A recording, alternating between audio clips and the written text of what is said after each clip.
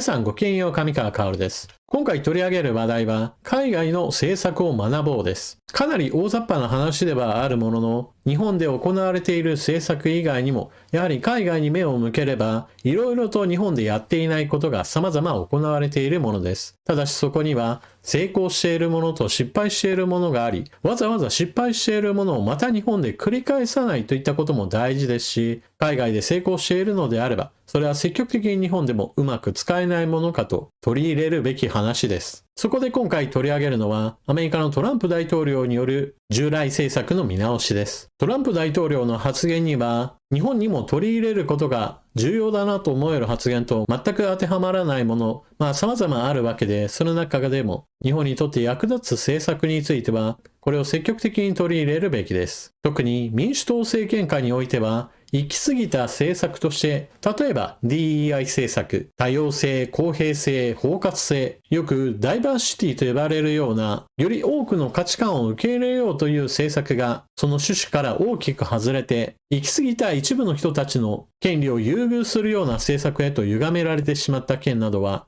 非常に多くの問題を生み出しており、日本では同じ失敗を繰り返さないことが重要です。この話については、またいずれ動画にするして、今回取り上げる話題は、トランプ大統領の発言、少額通貨の廃止と紙ストローなんかやめてしまいというニュースについてです。トランプ大統領、1セント硬貨製造中止指示、製造に2セント以上。アメリカのトランプ大統領は、国内で流通する1セント硬貨の製造に2セント以上のコストがかかっているとして、新たな製造をやめる考えを明らかにしました。国の予算から無駄をなくすとしています。1セントは0.01ドル、日本円にしておよそ 1.5 円に相当し、アメリカで流通する最も価値の小さな硬貨です。トランプ大統領は自身の SNS に投稿し、1セント硬貨を製造するのに2セント以上のコストがかかっているとして、これは非常に無駄なことだと強調しました。その上で、1セント硬貨を新たに製造するのをやめるよう財務長官に指示したと明らかにしました。トランプ大統領は、たとえ1セントずつでも、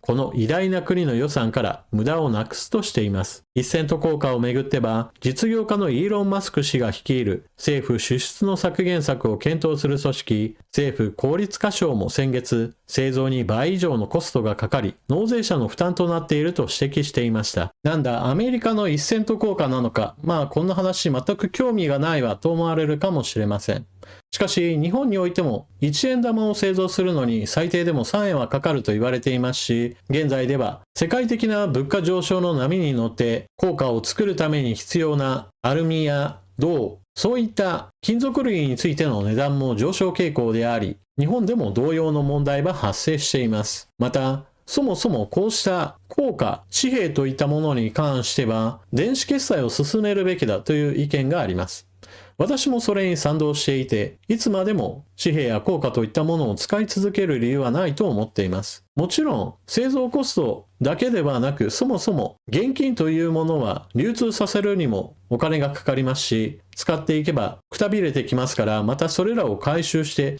また新しいものを補充していくという流れにもあります。こうした物体としてのお金を流通させ続けるそのコストといったものもあることから、こういった現物の通貨に関しては、徐々に縮小していった方がより効率的な社会づくりができるといった利点があります。そして、こうした海外での電子決済が進んでいくと、少額硬貨については廃止していくという流れに関しては、ヨーロッパなどでも進んでいます。電子決済が進めば進むほど、そもそも現金を持ち歩く機会がどんどんと減っていくということが起こり、それに伴って警備会社などが現金輸送車で回収して回るみたいなことをしなくても良くなっていくわけです。また、合わせてお金の流通がどんどんと透明化されていくといったことにもつながっていきます。現金決済で何でもかんでもやっていた場合においては、どうしても脱税がしやすくなる社会といったものを残してしまうこととなります。少額の1円であれば別に廃止したところで脱税とは関係ない話ではあるものの、こうした電子決済全体を進めていくよという全体意思を示すためにも、こういった少額決済を廃止していく方向というのも私は日本へと取り入れていくべきものだと思います。合わせて、先ほども述べたような脱税をしにくくする社会を目指そうと思えば、1万円札についても将来的な廃止を打ち出すべきです。一方で、そうした電子決済を進めていくときにおいて、いやいや、クレジットカードを持つのがちょっとなという人も当然おられるでしょう。そうした人のために国として制度として取り組むべきは、クレジットではなくデビットカードのような銀行口座からの即時決済のシステムをより広く普及させたり、それよりももっと一歩進んで、いっそのこと顔認証制度について国として積極的に取り組んで、何か決済手段を持つ必要のない社会といったものも一つの政策のあり方としては考えるべきです。じゃあ、硬貨や紙幣全部をなくせばいいかといえばそういうわけでもありません。日本においてはどうしても避けられないような停電といったものがあります。それが天変地異です。世界の他の国と比べて日本は多くの天変地異に見舞われる国として知られています。地震について言えば世界中の何割かは日本で起こっていると言われるぐらいですし、何十年単位で見た場合において停電が全くないといったことをちょっと想定するのは難しいものです。ですから日常的な決済として使うための硬貨と少額の紙幣については存続させ、日常の決済はできる部分だけは現物として残すべきでしょう。しかし全体の流れとして電子決済がどんどんと進んでいけば、硬貨や少額の紙幣に関してはそうした緊急時のための備えとして持つだけで、日常的な生活としてはもはやそうした現金については一切持たなくなる人といったものをどんどんと増やすことも全体の社会効率化のためには前向きに考えるべきでしょう。続いては行き過ぎた環境政策に対するトランプ大統領の動き。紙ストローを廃止、プラスチックに戻す。トランプ氏が紙ストロー導入中止の大統領令に署名へ。紙より高コストのバイオマスストローを世界の企業も参入か。美味しそうなコーヒーなどを片手に賑わう昼時のカフェ。そんな飲食業界で広がりを見せている紙ストローをめぐり、トランプ大統領が驚きの宣言をした。トランプ大統領は SNS で来週大統領令に署名して馬鹿げたバイデンが推薦してきた役立たずの紙ストローを廃止する。プラスチックに戻す。口の中で溶けてしまう不快なストローなしで飲み物を味わってと訴えた。海洋プラスチック問題が注目を集めた2018年頃からプラスチックストローの代わりとして世界的に導入が広がった紙ストロー。日本でも普及しているが、街の皆さんはどう感じているのか聞いてみると、20代、紙だとふにゃふにゃになっちゃう。プラスチックの方が最後まで飲みやすい。子供の頃に間違っ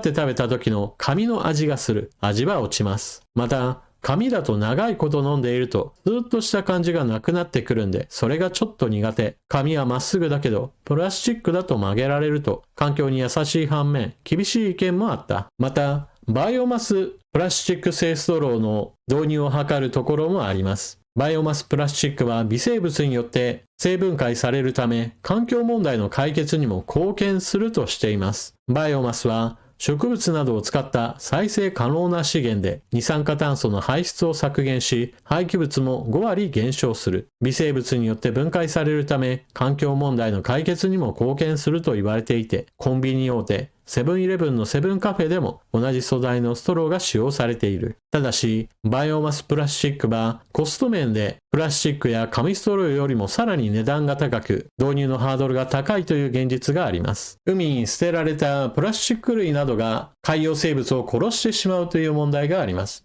食べ物だと思って口にしたものが消化しきれずに体の中に残って、それが原因で餓死したり、もしくは突き刺さるといったような直接的なものもあります。また、細かに砕けたプラスチックは分解されないために、結局のところ、魚などのような人間が口にする食べ物に混ざり込むことによって、人間もまた非常に微細なプラスチックを体の中に取り込んでしまうといった問題もあります。そういったこともあって、少しでもプラスチック製品を減らそうという流れから、プラスチックストローについても非難の声が上がり、これに対応すべきだとして紙ストローの導入が広がっていきました。しかしここには大きな問題があります。それは本当に海に排出しているプラスチック、その排出源は一体どこなのかという問題です。例えば日本においては多くの家庭からゴミが出てきますが、それらは非常に高性能な焼却炉で燃やすことによって海へとプラスチックそのものが大量廃棄されることはまずありません。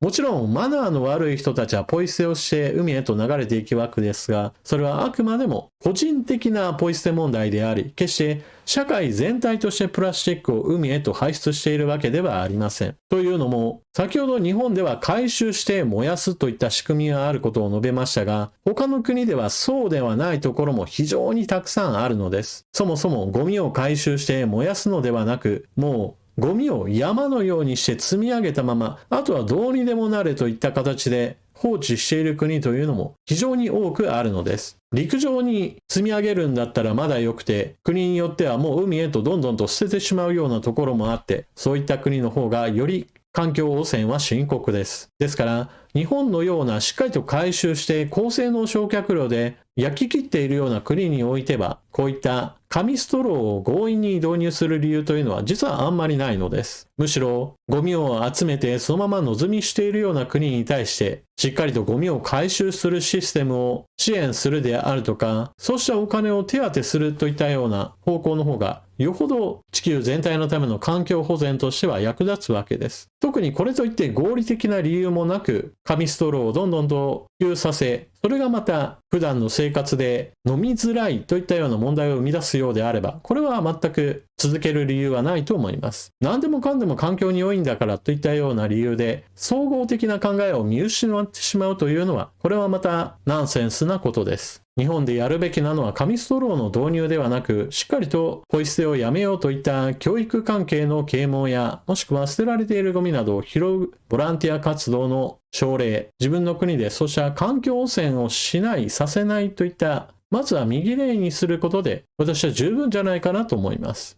というわけで、前半部分ではトランプ大統領が少額通貨の製造中止についてから、日本でもこれを見習って電子決済をどんどんと進めるべきだという話。後半ではプラスチックストローについての導入中止、これもまた日本でも同じように政策変更をすべきだという話をしました。皆さんはこの2つの話、どのように思われたでしょうか。今回のトランプ大統領の2つの行動に関しては、日本でも大いに学びがあると私は思います。それでは動画は最後までご視聴いただきありがとうございました。見終わったら評価ボタンのクリックとあなたの感想コメントをよろしくお願いします。それでは次の動画でまたお目にかかりましょう。またね。